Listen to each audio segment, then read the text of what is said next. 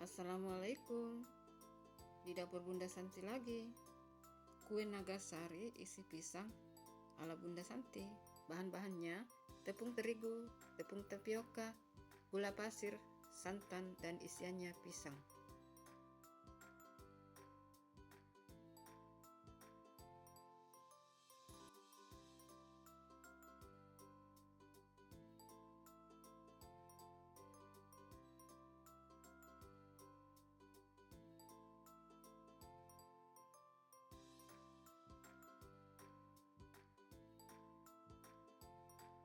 Setelah adonannya tercampur, lalu disaring dulu, dan ini dia hasil saringannya.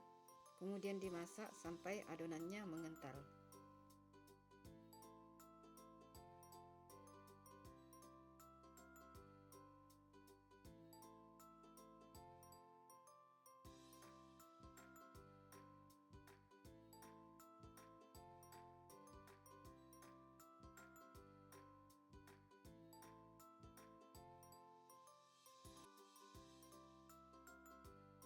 Tambahkan garam 1 sendok teh,